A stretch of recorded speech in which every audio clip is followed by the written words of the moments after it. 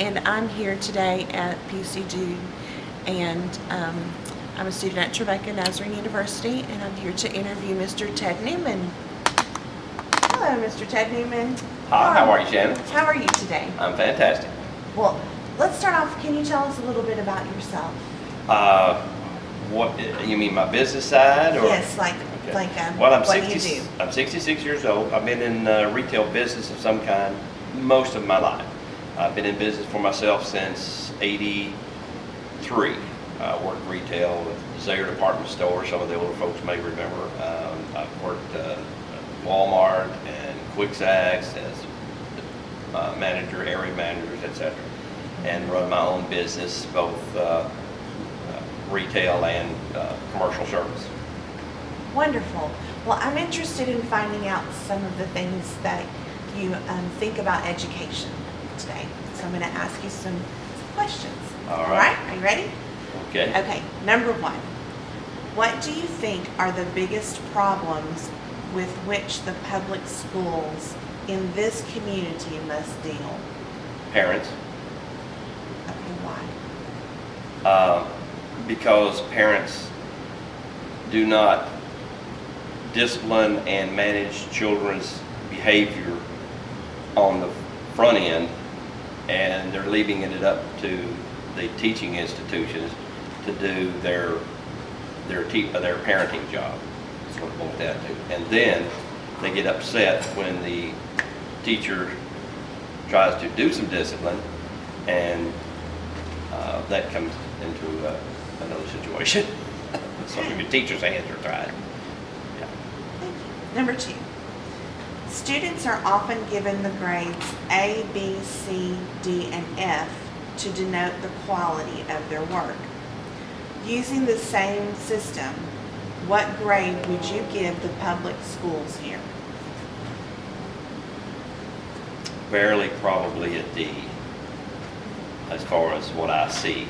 I don't have children in the public schools here, and in all honesty, I didn't send my children to public schools. They went to parochial school.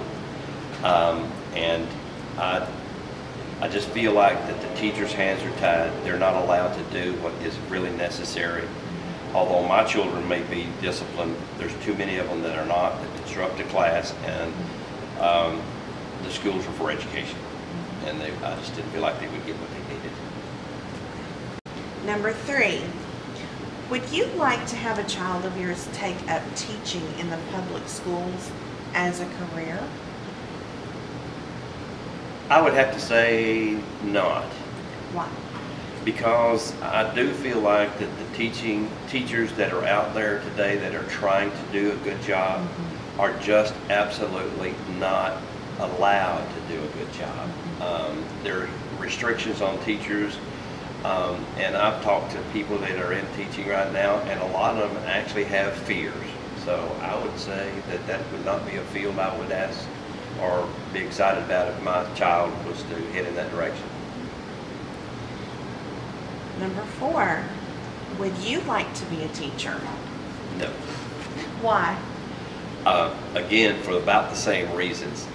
If I'm going to do something, I want to be able to do it to my best abilities, not because some little kid over here doesn't want to be punished or want to be set in a corner or be called out for his actions and those kind of things. I just wouldn't want to do that. Number five, should the director of schools be appointed by the school board or elected by the people?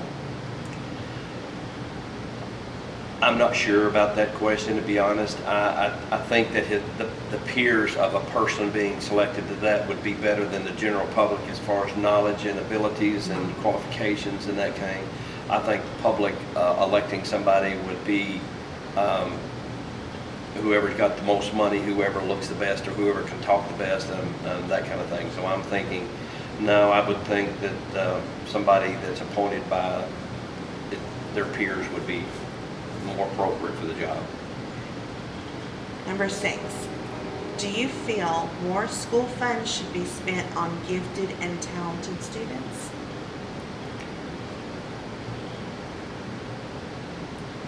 I don't think that those funds should be restricted But if you've got somebody that needs extra, they should have it, whether it's somebody who is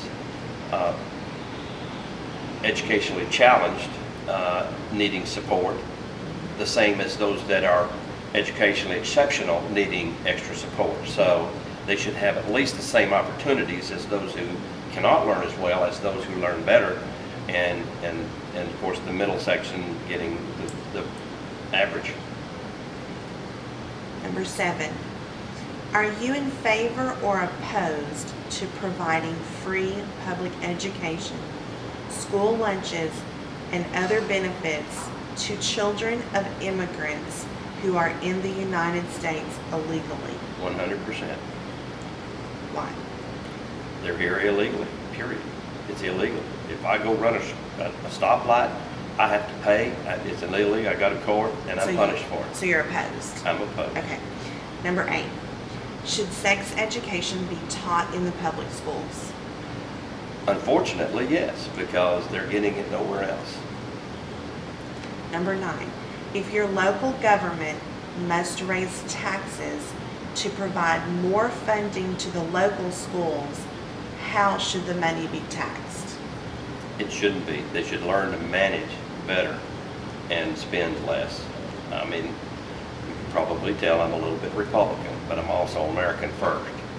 And taxing is not the answer, and throwing money at situations is not the answer. In Nashville, as an example, it's not the money. And many teachers will tell you it's the management of the money that they have. Number 10, what, in your opinion, are the major causes of student violence in the public schools? Parents. Number 11, how do you feel about principals and teachers paddling students? I'm for it 100%. I can remember my very first paddling and my very last one, which was one and the same. And it stung, and I can still feel it today. I was in the 4th grade. So there. I want to say what you did. Number 12. Spitballs. Should students and administrators be required to take drug tests periodically?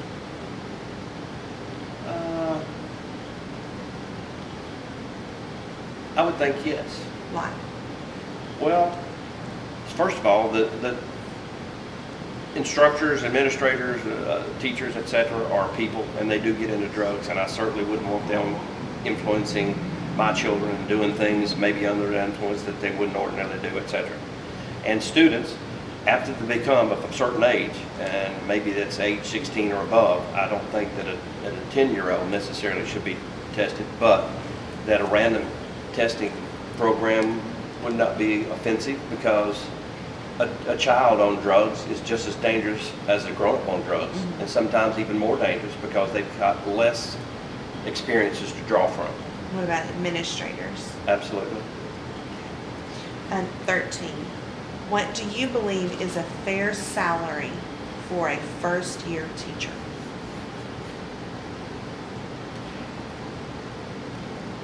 I really can't. I don't know. I know that if a person goes and spends 4 years in college, that they should be able to come out and find a job making $30,000+ a year, and that's not a lot of money, and at least have opportunities to grow with that, with experiences, with performance and other things, rather than just being, because they've got in another year, they get 2% or 3%, that there should be some steps for extra curricular activity and extra things that they take on, and when they go to get extra education, then they should be rewarded, just like as if it was a job. If they do a good job, they get more money. They do a bad job, they get a pink slip. Oh, and the testing question, you can see behind me here, I do believe in testing even in our small business. Very good. Number 14, should school board members be college graduates? I don't think so. I think there's a lot of good people out there with some good common sense that have good ideas and good principles, and I think that should be suitable enough. Some with college education, of course, but it shouldn't necessarily be a prerequisite, if that's the right word. Number 15, How can the school system improve the community's confidence in the public schools?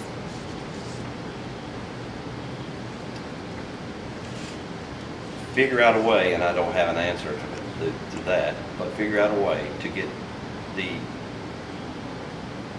parents more involved in their children's education, even before they get into school. The first 3-4 years of a child's life is very, very impressionable, and I don't know how you change that. That's changing society completely. Better management of working with what they have, and because of everything having to be politically correct, they can't do certain things with children. They can't discipline children like they need to. And I really feel like if the children are not going to get disciplined at home, then they need it somewhere. Otherwise, they're going to be in jail and in trouble and those kind of things. So there's not a real cut and dry answer for that, for me anyway. 16. Would you be willing to pay more taxes to improve the quality of the public schools in the poorer communities of Tennessee? No. Why? Again, I think that there's enough money spent on education. I just don't think it's spent properly. I know we just went through in Davidson County a tax increase. I fought it tooth and nail. Several officers and several school teachers fought it tooth and nail. It wasn't because they're not paid enough. It's because the monies that's there is just not managed properly. The educational people do not have the opportunity to excel. Of course, in any company or organization, you've got those who excel and those that just kind of drag their feet and there to stick out their hand every Friday or every 2 weeks or whatever, and that's the reason they're there. And if there's not some way to make distinctions between the two, then and reward those that give and punish those with termination or disciplinary action of some kind, those that don't, that's needed. Number 17. What are the characteristics of a good teacher? I don't know that I'm really qualified to give that, but it's a person who is dedicated to that particular job, no matter what it pays, as I'm dedicated to my company, whether I get a check or not. And I'm dedicated to make it work. I happen to know that you, particularly because I know your husband, is a kind of person I think I would like to see as an educator. A person who cares, a person who has morals and standards, a person that really wants to do a good job and that is willing to go the extra steps that come in after hours and talk to a fool like me and get my opinions on things, whether they're right or wrong, but somebody who is actually willing to go those extra steps. I'm hoping that that person would be the kind of person I would rather see in the educational field with my kids. Well, thank you. 18. Do you feel there is too much emphasis on testing in schools? I think that there's got to be testing. You got to judge how, if this person and or this group of people are moving forward or they're not. If they cannot read to a certain level, then they should not be above that level and that kind of thing. But I don't think testing is going to mean that a school should get more money or not more money, or a teacher should get more money or less money, other than the fact that if you test and everybody is tested equally, then this group over here is getting better grades than this group over here, then obviously the person leading this group over here needs to be looked at and seeing what they're doing right, and this one needs to be looked at and say, okay, you need to do this because this doesn't seem to be working for you and this does seem to be working for another. So testing, okay, but not as all the criteria that they tie to the testing. Yes, you got to know what a student is doing, but it doesn't need to be what is the test scores for the school district. I want to know what the test score is for this child, this particular one child. Does this child need extra help? Are they getting well educated? Very good. Number 19. Should public schools bring back Bible reading and group prayers as part of the curriculum? I don't find it offensive, and I really don't have a definitive answer on that, because that is one of those things where there's a gray line. A moment of silence, of some readings for guideline reasons, I don't have a problem with. My children went to parochial school. I think it's part of setting standards and for young people particularly, and giving them guidance, guidelines, and rules. No matter what you believe, there's still good rules for life, period. So I wouldn't have an objection to it at all. Okay, thanks. Number 20. If you have children in school, how often do you visit their school? When my children was in school, I was in their school, or my wife was in their school